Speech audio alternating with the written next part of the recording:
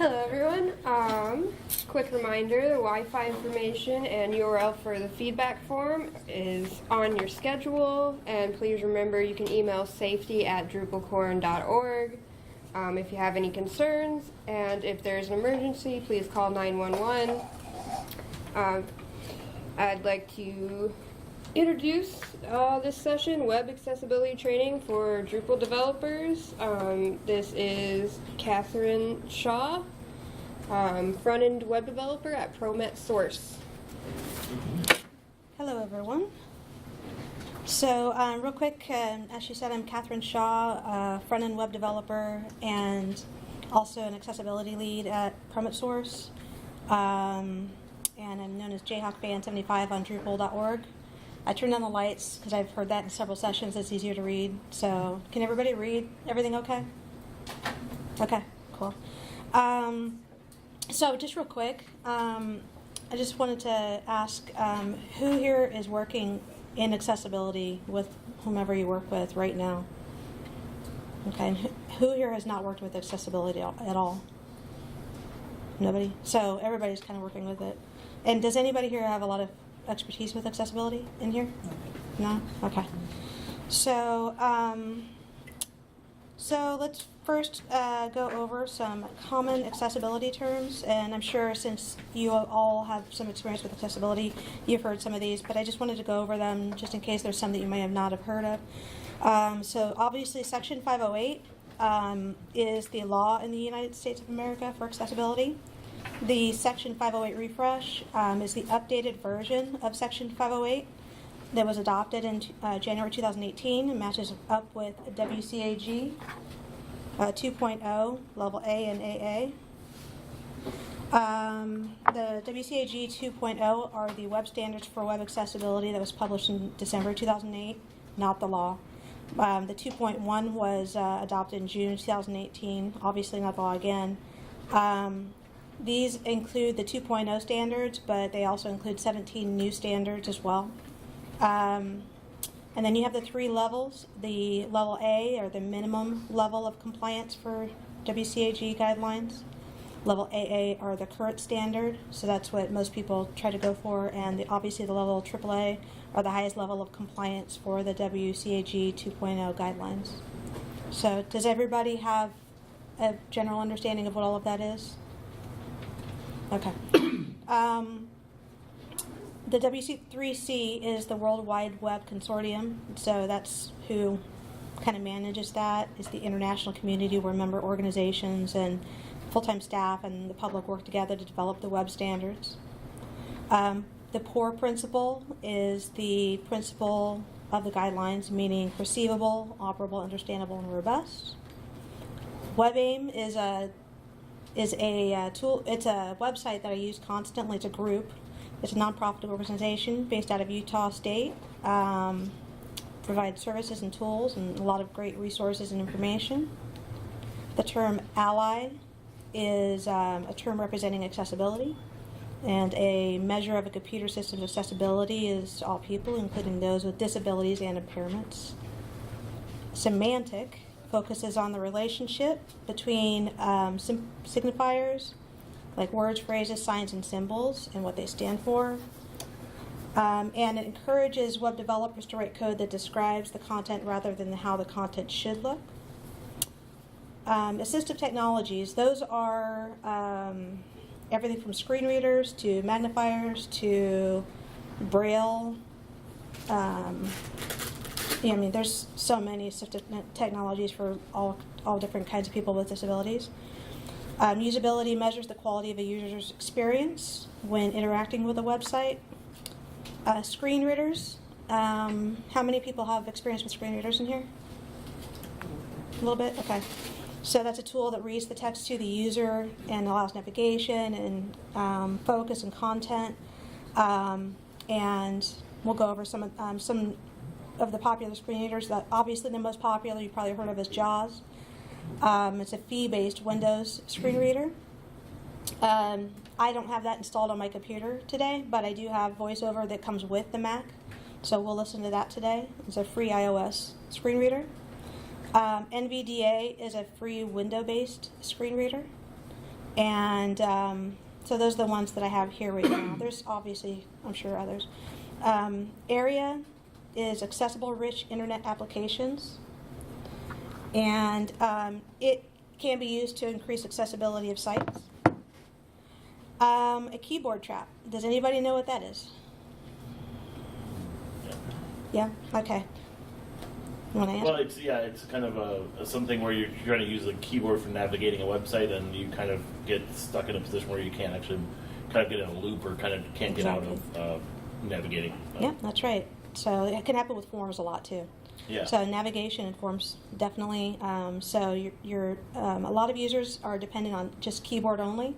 So if you have a site, especially if you use like OnClick with JavaScript, and you don't add anything for keyboard users as well, then that will create a keyboard trap, and they're not going to be able to use your site.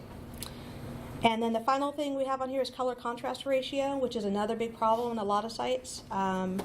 That is, the color contrast ratio of the site must be 4.5 for regular text and 3.1 for large, bold text at or above 18.5 px. So I got through that quickly. That's what I was trying to do. So let's see here. Does anybody have any questions about any of those before we move on? Okay. I will start the next one, some cool accessibility tools. Now, I'm just going to go over some. I mean, there's so many possible accessibility tools. I mean, you probably have heard of them. But the one that I use right now is based on Pally. It's called HTML Code Sniffer. I use that in my regular world. We do use Pally to do an automated check of an entire website and give that to a client. I use the HTML Code Sniffer, and I'll show that to you on one web page, and it'll give you results. So this right here, I'm going to go to the site so you can see how to install it. So this is the site for the HTML Code Sniffer right here, and this is the banner, and it's just a bookmarklet, so you just click on it and drag it up to your here, and I already have it, so it would have just added another one, so you could see it's right there. Once you have it there, you just click on it, and it automatically will scan that one web page and give you the results. And you can see I have errors, warnings, and notices. So there's no errors, so that's cool, especially on their own site. So I'm going to click View Report, and it's going to give me kind of a summary of each one of them.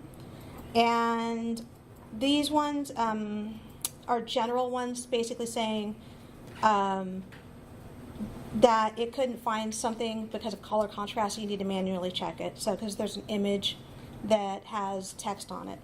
But if I go, let me see if I could find one that's an actual error. Here. So this will give you the error right here. So can everybody read that okay? Okay.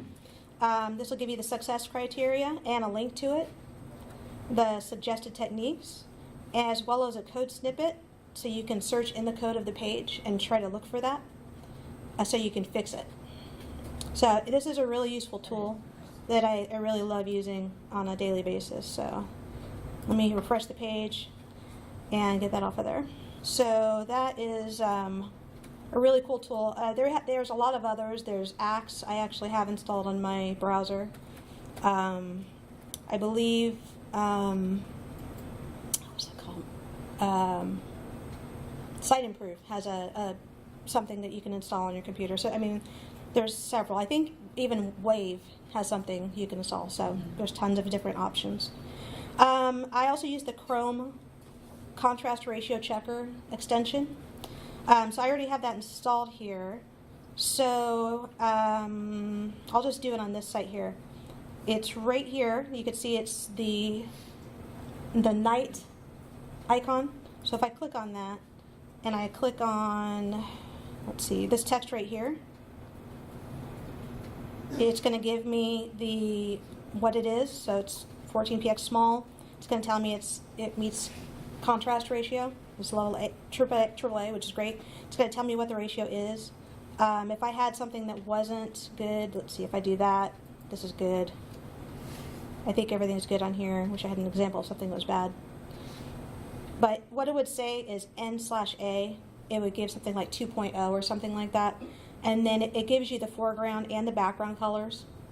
And I'll show you what I would do next in this situation. So let's say that I had bad colors, and I go ahead and click on, well, first of all, I gotta click out of there. It's gonna go drive me nuts. I'll go to the Web and Color Contrast Checker, which is the next tool. I use this quite a bit because it's very simple. You just put in your foreground color, your background color, and then it'll tell you what the value is. But that's not the coolest thing about it. So I will, let's see if I let's see if that's dark enough. Okay, perfect.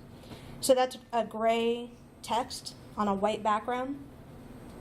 Obviously doesn't meet color contrast, and this is where it says it fails. So what I would do in that situation is I take the slider and I use my arrow key, and I just keep sliding it until it meets the criteria. And then once it meets that criteria, I take this value, and that's what I tell the company that they need to change it to. So you can see it's still a gray color, it's darker, and it meets color contrast. So that's a great tool I use always. So I kind of basically use the color, the extension and that tool together.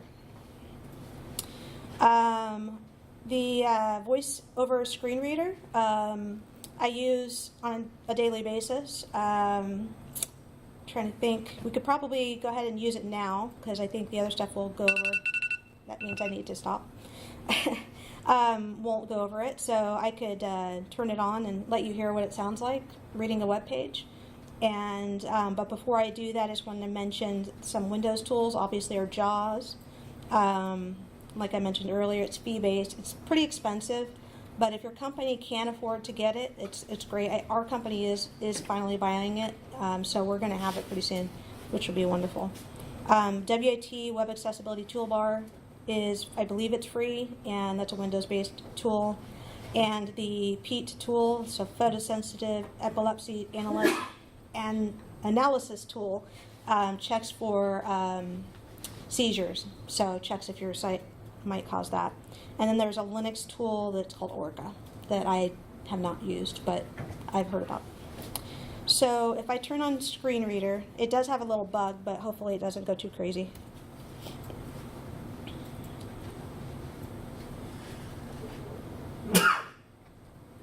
Let's see if I make sure. Web content. You are currently on web content. To enter the web area, press Control, Option, Shift, down arrow. Cool accessibility tools, vertical line, web accessibility for Drupal apps, web content. Link. Skip to main content. You are currently on a link inside of web content. To click this link, press Control, Option, Space, Link. Skip to main content. Site administration toolbar, group, toolbar items, navigation, heading level 2, toolbar items. I'm going to skip through that so we don't go through all this.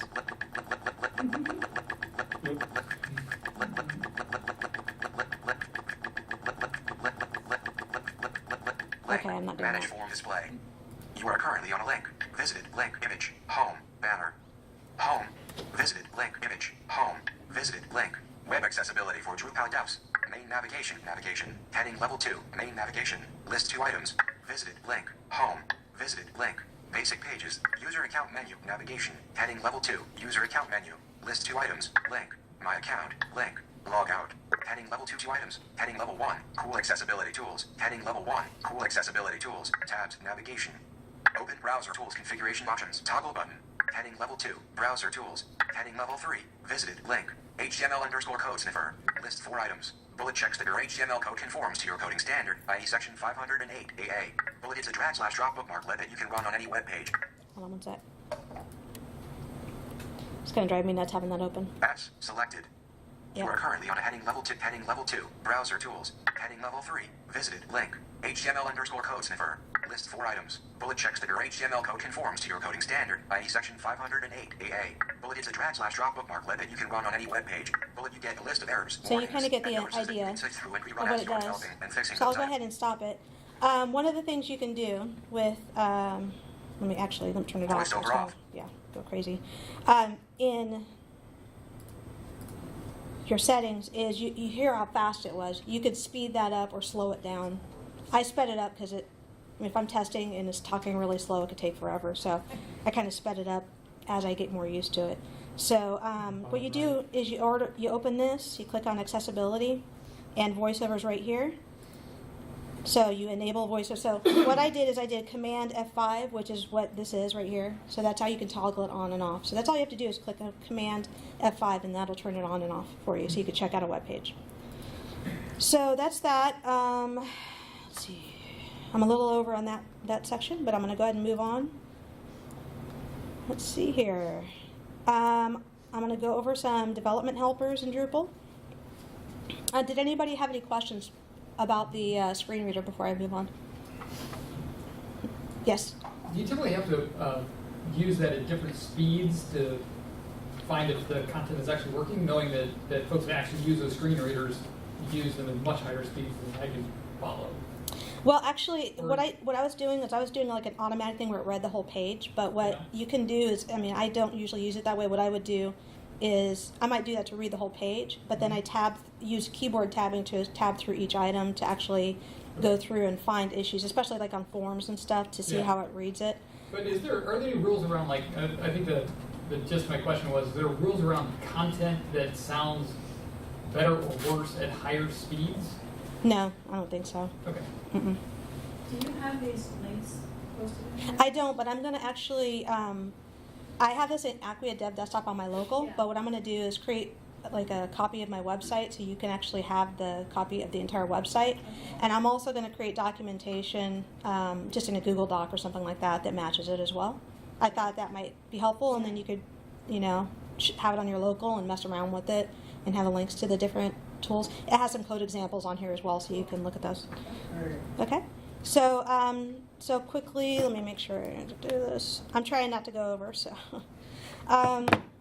Okay, quickly, the admin toolbar, as you see here, that's great, and it's accessible, which is wonderful. So one of the things you need to test with accessibility is just simply using your keyboard to, as you can see, I'm tabbing through, and I'm able to get down to the submenus. That is good, and that also means that screen readers will be able to get through to the submenu items. So that's a quick, easy way to test if something is, especially a main menu or a navigation, but especially a regular navigation or mega menu, is just to tab through. If the tabbing through and using your arrows up and down don't work, then that's a problem. So if you don't have anything set up, that's something you could do. The devel module provides some helper functions, including Kint submodule for debugging. The generate content submodule generates content, and that really helps out when you're trying to test the accessibility of things, especially all of the different content. And the settings tray is a core module. I don't know how many of you have worked with it. I'll just show you how it works really quickly. This is a block, so I'm clicking on the side of the block and quick edit, and this comes up on the side. So instead of going through to the configuration, I can edit this block, and maybe I don't like the name contact.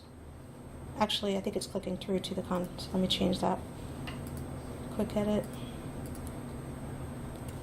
And see if I can do it.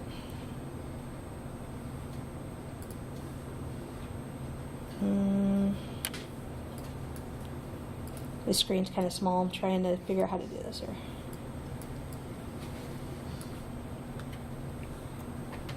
On the edit menu button or link there, maybe?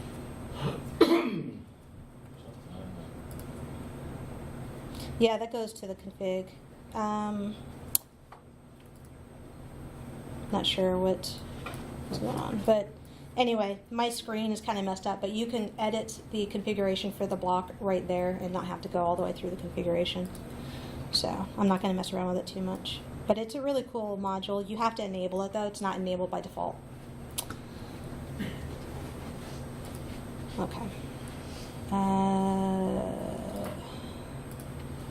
So we'll go into some accessible features in Drupal. Okay, this is a great module, and there's a versions Drupal 7 and Drupal 8, and this will help you themers especially, but it'll really help anybody in a lot of ways. So it's called Style Guide, and I already have it installed, and I have Bootstrap, and then I created a simple sub theme from that just has a couple of overrides, not anything big. So once you install the style guide module, what you do is you just go to appearance where your theme is, and then let's see, appearance, and then I should just do it instead of doing it that way, so you can see here, and you'll see a style guide tab, and you'll click on it, and there's the style guide for your theme. So every single element possible for your site is going to be on the style guide. And so when you're theming, you can, this is helpful for accessibility and just for regular theming, you can check this entire thing. So it has everything. It has, I'm going to just read this on the top instead of going through it.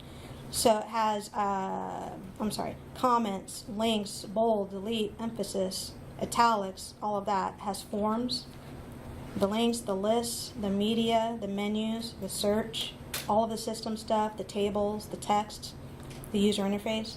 So if I scroll through this, you'll see how long the page is. It has all of the different warnings and stuff, the status messages. So you can see how long this is, but it's pretty amazing, right? So you remember that HTML code sniffer tool I had earlier, and if I run that, it runs that on the entire thing. And you see there's all of these errors, right? So if I click on that, I can test my entire theme and whether it's accessible and fix those things on this one page. So that is a really great tool, I think. Now, mind you, like I said, I just installed the base and didn't get into it, so obviously the Bootstrap theme out of the box has some issues, so I decided not to go try to fix them all in the time that I had. Is this just for Drupal 8? No, there's a Drupal 7 version as well. Okay. So yeah, that's what I like about it as well. So, and we'll look at this more throughout this as well. So, block area landmark roles is another module, and I'm actually going to talk about two different modules that are kind of related. There's block class and block area landmark roles, and once you install that, you go to structure and block layout. So I'll go there, and this is the site branding block, and what you can see is after I've installed it, I can add a landmark role to the block, which is for accessibility, and I can also add CSS classes to the block, and I can add an area label to the block. So those are really cool, and definitely suggest getting those on your site. Okay, let's see here. Views is another built into core, obviously, module that's great for accessibility. Let me go ahead and click on this view that I created. This is a basic pages, so it's listing the basic pages that I created. These are the pages we're going to go over in a minute. So here are the pages and then a read more link. And you can see if I hover over it says read more about area. And that is an accessible link. If you just had read more, that's not accessible, because a person with a screen reader is going to just see read more, read more, read more, read more, and that's not helping them at all. So with views, I can go into this view. I can have this link to content. I can overwrite the view or rewrite it, and I can change the title text to read more about and then title, and that will make it accessible by using views. So, and you can also obviously add CSS classes as well. So, and then I also have a table view of the same content. The way you can make this table accessible is by adding table captions, by adding the markup for table headers and table rows. So if I go in the table settings, it has all of those options here. So I added a caption right here, and I think, let's see, it has an option of whether or not you want a header, so, and how many you want. And which thing added caption? Where is that? It's right here. If you go to settings, It's always in there? yeah, there's an option. Great. It's not, unfortunately, it's not required. Okay. But what you can do if you don't want it displayed is just put, I think it's visually hidden or element invisible, either one of those classes. It'll make it so that it's hidden from sighted users, but not hidden for screen reader users. That's what I do on my table. So that way, screen reader users will see that caption, but sighted users won't. And so that displays this table here. So that is a good way of making accessible tables. I noticed that tables from Core are not accessible. They don't have the column equals scope, or scope, I'm sorry, scope equals COL. They don't have those, and I think I'm going to have to talk to somebody about that, because it kind of drives me nuts. That's not in Core, but you could resolve that with views, so that would help, and building a block off of that. And then contact storage is great because contact form comes with Core. Contact storage is a contributed module that goes with it that can store all of the forms. So if I go to this form, this is the basic one that comes with the contact module, and I look at this form, it's already accessible by default. It has the label. Can you see that okay? Or should I blow that up? I'm going to use my magnifying thing. Oh, I can't do it to code. Oh my gosh. Oh. Okay, I'm going to just blow it up. No, not that. Command Option plus. Yeah, I got it. I was just in the wrong window. Is that hard to see still? Okay, so you can see right here it adds the label for the field, which matches. It has the 4, which equals the ID for the input field. So that is the important part, that the label needs to match the input field. It also has some other, area required equals true, so that makes it so that it's a required field. And it also has, as you can see, the star, which shows that it's required, and some other area things. So, but anyway, it's accessible right out of the box. If there's anything that's here, it's not related to the form, it's related to the theme. So that's pretty cool. And that's really helpful. So Path Auto is, I'll just go real simple. I know you all know what Path Auto is, but it really does help to not have node/9 on your site, because that does not help, especially people with cognitive issues. If they're on your site and they see node/9, it's just kind of confusing, but if they see a really nice friendly URL, that helps them to at least know kind of where they're at and stuff. So it's a good thing to use to make sure that your URL is friendly. And then responsive image, I did create a really quick demo page. I love David Bowie, and I miss him. So this is using responsive image, which has breakpoints for the image. And actually, mobile accessibility is going to be in 2.1. It's going to be much more important. So this actually does apply to accessibility as well. So it takes an image and it has different sizes for it. It creates different image styles, so that for mobile, it doesn't have that huge image that's squeezed down. It actually has a small image for it. So that's really important as well. And it obviously doesn't have scrolling. And the text editor, let's see. You obviously have complete control over that. And you know where to get that. And does anybody not know about Quick Edit in Drupal 8? Is there any? No? Okay, so I'm going to move on. Okay, let's see. Okay, so the last part that we're going to go over is developing with accessibility in mind. So we went over the 4 principles of accessibility. So perceivable is information that user interface components that must be presentable to users in ways that they can perceive. And operable is UI components, and navigation must be operable.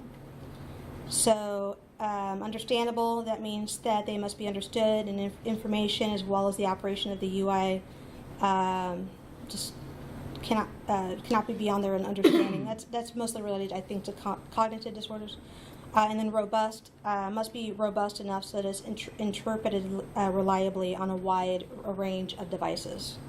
So we're going to go over these categories, and that's going to go back to the style guide.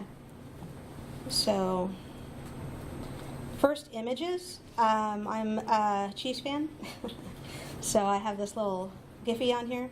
But regular images, adding alt text is like the simplest thing you can do on your website. And alt text should be descriptive but short. So adding, pond or something for a pond, a picture of a pond is not descriptive, but pond in South Park or something like that is a descriptive alt text. So this here, I'm going to use the magnifier now, if that makes it easier to see. Alt text, Tyreek Hill scores another touchdown. That is a descriptive alt text for this image right here. And so it's very simple to add it. I mean, it doesn't take much at all, okay? So functional images. I was just going to say regular images. Don't use image of and photo of in front of the description, because the screen reader is automatically going to say image in front of it, so you're going to just hear image of. It's going to be kind of annoying, obviously. Functional images are, they are images that not only provide content, but they also provide an important function, so that would be like cursors and arrows and things like that, maybe next to read more. So, and alt text for that would be, obviously, alt continue to products page. So that would be a good example of this arrow right here. Decorative images, page dividers and image bullets. And also, actually, if you're on a site and something is a background image and it has no meaning, there's no meaning to it at all, and it's just there for decoration, that doesn't need to have alt text. And the way that you deal with that is by you have to actually put alt equals and then empty. Don't leave the alt text out or the alt tag out at all, but you actually do need to put that in there. This is one of the hardest part for people to kind of get, and it is, even for me it is, but I'll kind of explain it a little bit. Form image buttons need alt text as well, and that would be, it's an input, type image, source of the image, and then it would be alt, submit, search. So you treat it just like it's a button, and what the purpose of the button is. Image maps, you would put the alt text of the main image right here. So this would be board of directors and related staff, but you also need to put an alt text for each hotspot on the map right here. So each area, so area equals, and then the name. And then background images. If a background image is only used for decorative purposes, what we're talking about, it doesn't need alt text. If a background image is like a hero or maybe a slideshow and has content on it, then it needs alt text. If it's a slideshow that goes through to content, it needs alt text. So that's kind of what you should do. If it's only there for decorative purposes and it has no purpose on the site, it does not need alt text. And logos, because logos generally link to the home page, you should add alt text and link it to the company name along with what will happen next when it clicks. So here's an example of, let's see, where is it? There it is. So alt equals, and then this company logo, click to return to the home page, so that they know what the action is. Most people, obviously, we know to click to the home page, but not everybody knows that. So. And complex images are charts, graphs, and maps. Use long description attribute on the image. The value of long description contains a URL to the long description and must not contain the long description itself. So let's see. So this is the image I was talking about. This would be alt equals line chart of annual sales data for the image, and then below it has a link right here, and it has view sales data.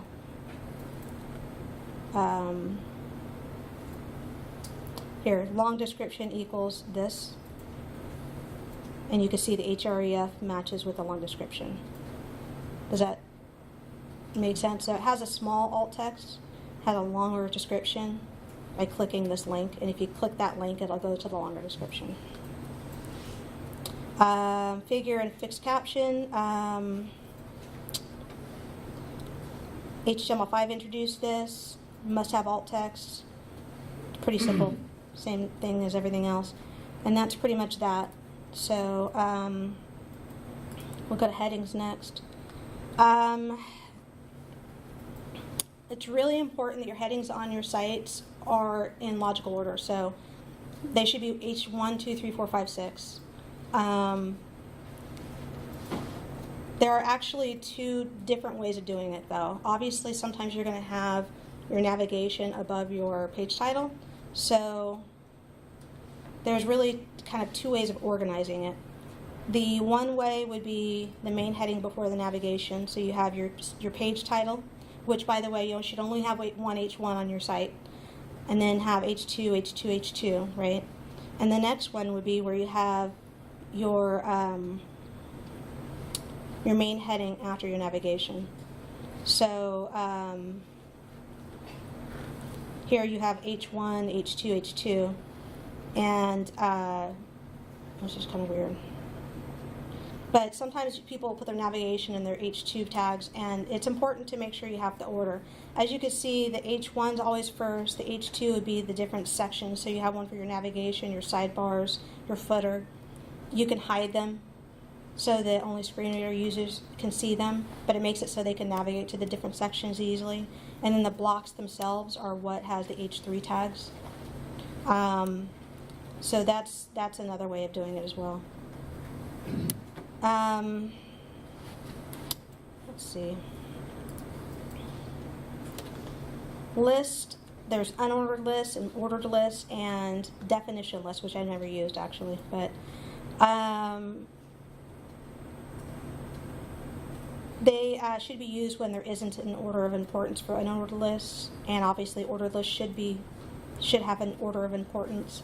And definition lists should be used for presenting a structure of definitions and must always have a definition descriptions. So the DT is for the definition and the DD is for the description. Tables.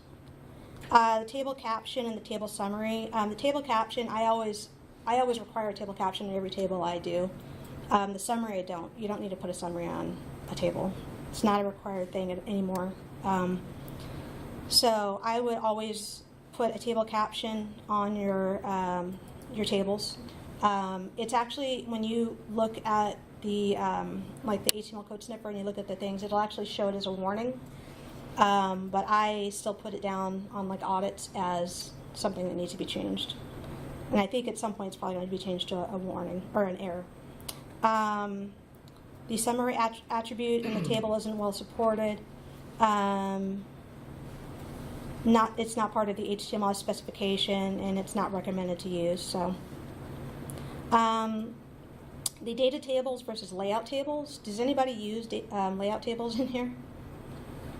Well, I mean, I wouldn't want to draw you out, but don't use layout tables if you can at all avoid it. Only use it for data. Here's an example of a regular table, and then that same table with a div tags that you can use. So you can do that if you need to. I mean, you can make it with div tags if you needed to do like a layout kind of situation. This right here is a table that was created with a WYSIWYG. So if I look at the code of this table, this is again another second solution to the issue with the scope. The WYSIWYG will add the table header scope equals column, which is a requirement for accessibility for the headers. But and it also gives you an option to add a caption for the table as well.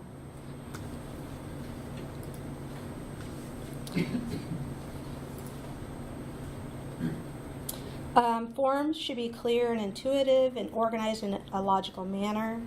Instructions and cues are required for forms. Really, they should all have required, when it's required, it should be marked as required. They always need clear instructions at the top, and they always need to be keyboard accessible, and they need to be in a linearized order of the page. I actually suggest just keeping them like that and not going all crazy with fields like all over the place. And I suggest also having a summary of errors that's an alert at the top of the form when they have a problem, but also having inline errors with each field.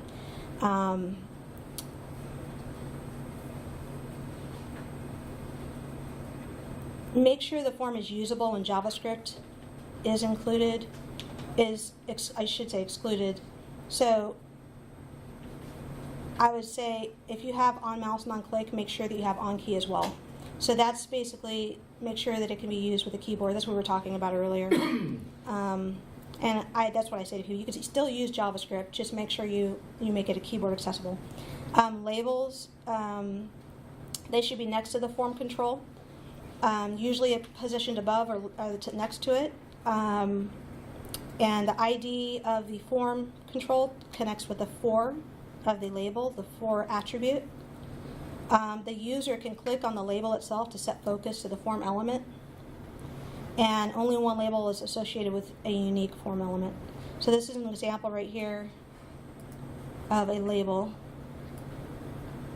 right here and a required span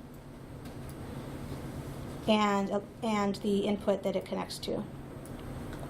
Hidden labels, what you can do is on an input, if you don't want it to be shown, you can just put area-label equals search the site. And a lot of people do that on searches at the top of the site. Field sets need to have a legend that's like a brief description of the field set. And field set should be used for checkboxes and radio buttons, always, unless the checkbox or the radio button's by itself. But if it's a group, it needs to be used around those. The select menus, they're used obviously to create a drop-down list. And the, I think this, I put this in here, but this, I think that the value should be match this here. So I think that this value should be Amsterdam and this one should be Buenos Aires, because that's more understandable to screen reader users as well, because sometimes that's what they read. So you can also, especially really long select menus, use the opt group option, and that'll group your select menus. So you could use Asia, Europe, North America, and that also assists people with accessibility, so it's not too crazy. Input buttons, because the reset can accidentally be clicked, it's rarely used, so I would suggest not using it. Image buttons, I try not to use them at all, but if you were going to use them, this is how you would. JavaScript jump menus shouldn't be used at all. They're not accessible. So if you were going to use it, you need to provide a mechanism that gives the keyboard user like an option out of it, but they're not accessible. Form fields and area properties, there's area labeled by, which connects with the label. So this is billing name and billing. So those area described by, we'll go over these a little bit later in more detail. Links and hypertext. How are we on time? It's 2:58. Okay, we don't have much time. Okay. The href attribute must have a value. It can't be empty. So if you have a link that is like an anchor or something, just put a # or hashtag, whatever you want to call it, in as the value, and then you'll be fine. But otherwise, it's going to pass accessibility testing. Most screen readers say link. That's what I was mentioning earlier. So don't use click here. Don't use here, more, read more. Make sure that it has value to it so the person can know what that means. Because screen readers, when they're going through it, they can actually have a list of links and a list of headings. So that's what they would see. Read more, read more, read more, read more. And so that's why that matters. Let's see. Here is a way of adding a title attribute to a link. Learn more about Catherine, and that would create a tooltip for the link and also would help with accessibility. An area label would kind of accomplish the same thing. So those are two ways that you can do that. The link length, embed your links. If you have a really short URL, you could use it, but if it's really long, don't use it on your site. Make sure it's a short one. And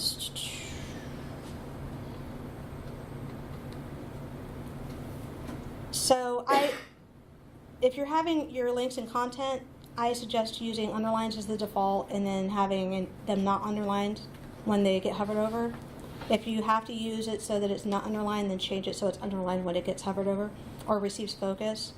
The other important part is a lot of people, they just focus on the hover and they don't add focus, so that when somebody hovers over it, it doesn't do anything with the focus, but it does something with the hover. So whenever you add any behavior for hover, make sure you also add it in the CSS for focus. That's Focus a very is like the keyboard navigation of the links? It's the keyboard. It's a big, I don't know how many times or something. Oh, I don't know how it works. That's the issue. Just how to add focus, and once that works, or once that's added, it works. Bypass links. These are links to anchors on the same page. So obviously the skip navigation is an anchor link to the main section of the page. That's actually required for accessibility. And you obviously can hide them from sighted users. So this would be an example of one. So this would be the link on the top of the page, and this would be at the main part right here. Back to the top would be another one that people quite widely use. Links to like documents. You could have a document right here. You need to make sure to put something about the format of the document at the end of it, so that they know that it's opening a different kind of program. It's very important. Pop-ups, if they're going to open in an external window or something, it's usually a good idea to let them know.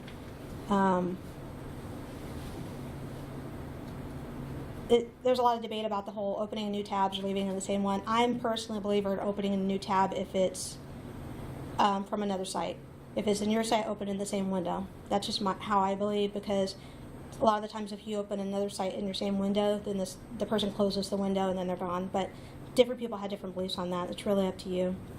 But if you're going to do that, this is how I would do it. Link opens a new window. And I would do that as area label equals, and so that the screen reader sees that as well, not just for the sighted user. Okay. Let's see. It's good to group links. I'm going to kind of skip over this, but just make sure that you group links in a not just like a whole group of links, but make it very plain and easy to understand. So, multimedia. Make sure that all your videos have captions and transcripts. It's actually an accessibility requirement for videos, so if you have them on your site, that's what you have to have.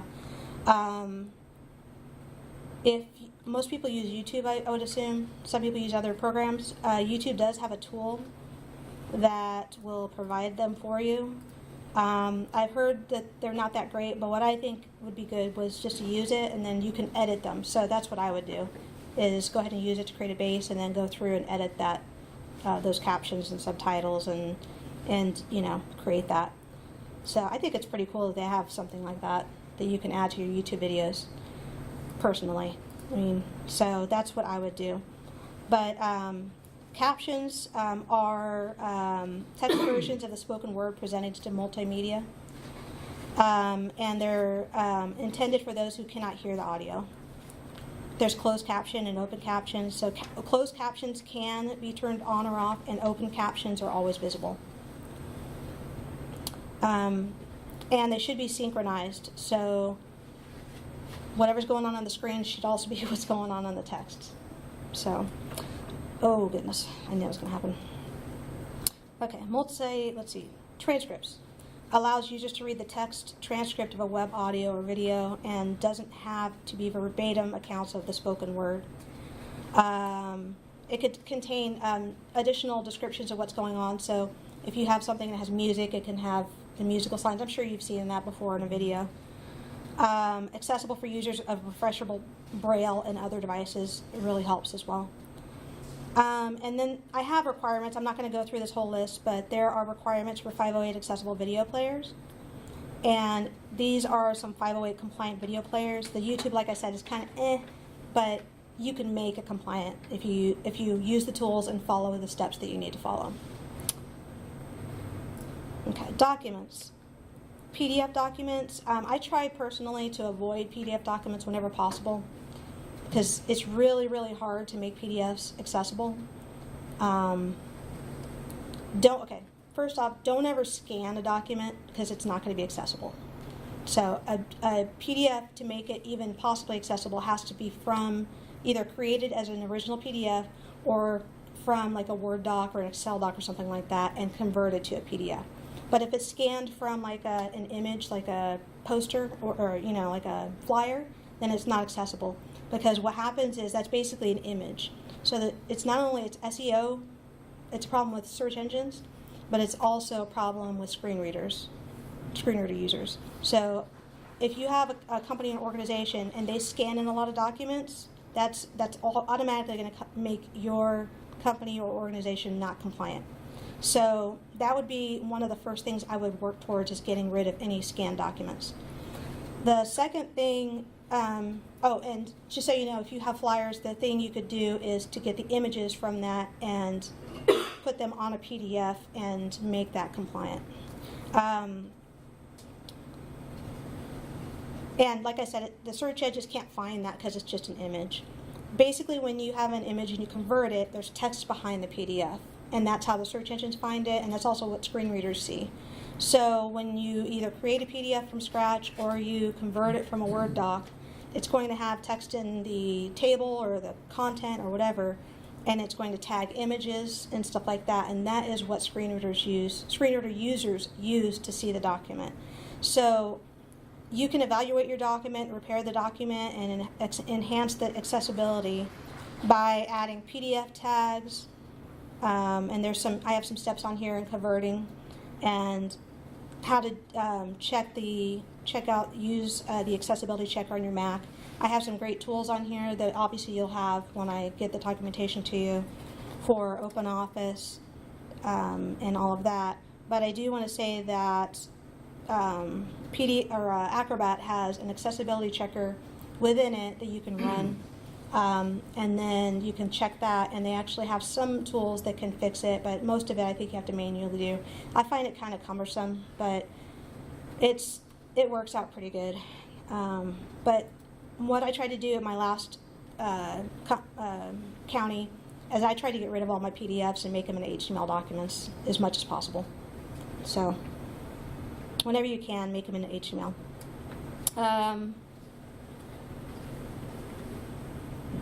Okay, colors. If you wear contacts or glasses, that's considered an assistive. That's actually a disability. So people who are blind have an amazing amount of assistive technologies available to them, and low vision actually is among the most common disabilities there is. Checking out color contrast, and I would say the magnification on your site and keyboard accessibility are very, very important. So that's where we talked about earlier. I already showed you how to use the color contrast, but I would say really, really, really focus on that. I would say that's a starting point when you're talking about accessibility on your site, is really focus on that, because that and forms are going to be one of the top things that people that are going through a bunch of sites suing people are going to look for. Are going to be color contrast issues and form issues. And also being able to navigate through your site with keyboard. So here's just a list of a bunch of different things. And this is the last one. So scripting. There's some JavaScript accessibility issues. It's with navigation. It's you're unable or difficult to navigate using a keyboard. With hidden content, the functionality is not accessible to assistive technologies. The lack of user control over automated content changes, and it can cause confusion and disorientation. There's two kinds of event handlers. There's device dependent, and then there's device independent event handlers. So some device dependent, well, first of all, let me say a device dependent event handler means that I have to use a mouse to use it. So that's a device dependent, okay? A device independent means I don't need a mouse and I can use it. So on mouse obviously means I have to use a mouse. So if you just set something for on mouse for your whole site, then your site's not accessible. Okay, so on click, again, and on double click, same thing. On key press on its own, not good. A combination of those can make your site probably accessible. So if you obviously make it on click, on mouse, and on keyboard, then that should be accessible, I believe. Device independent handlers are on focus and on blur. And on change and on select. And use these whenever you can, because these are the ones that are device independent. And I think that's kind of it on there. Oh, there's one more I forgot. Area. Whenever possible with area, use native HTML. I mean, I'll go to that as the default. Use area if you need to. It supplements HTML so that interactions with widgets and other applications can be passed to assistive technologies. Let's see.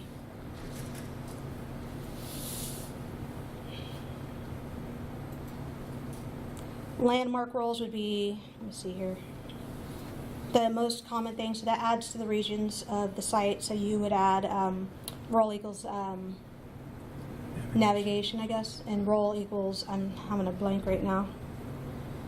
There we go. Banner, role equals main. So the main tag of your site, the content needs to have role equals main.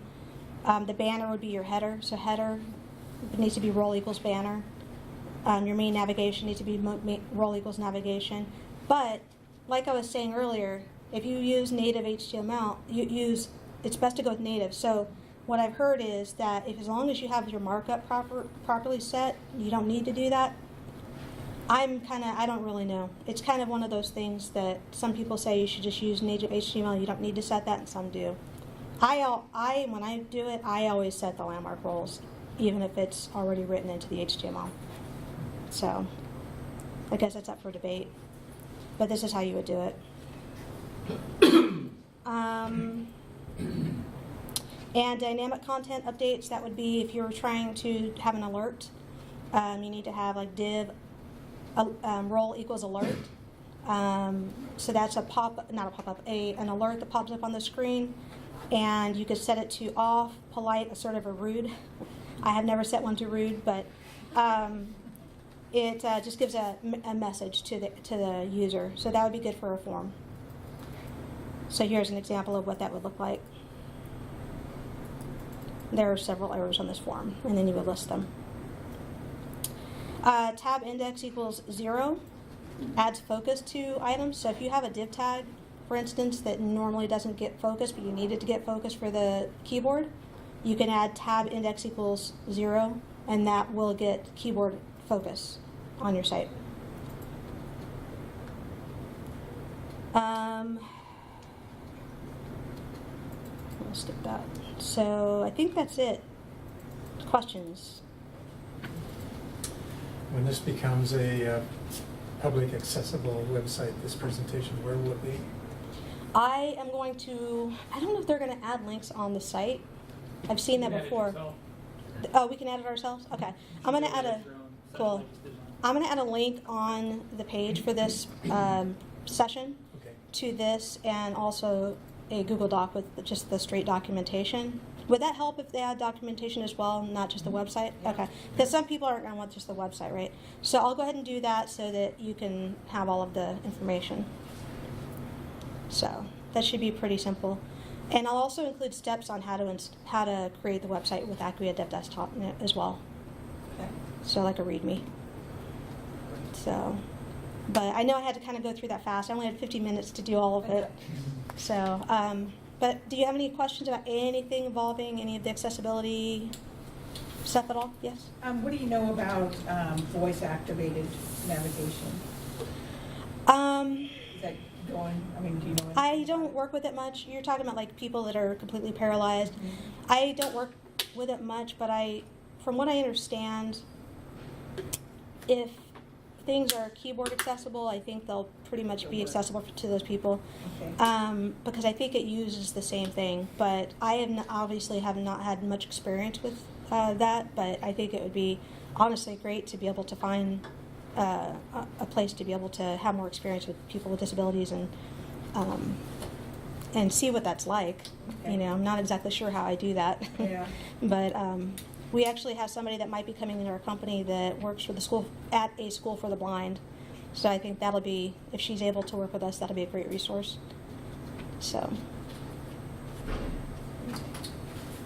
does anybody else have any questions? Okay, if you have any more questions after this, feel free to email me. It's Catherine@promotesource.com. And thank you all for being here. I really appreciate it. Sorry if it ran long or whatever. I really tried to fit a lot of information in there, but I did my best. So thank you very much. Appreciate it.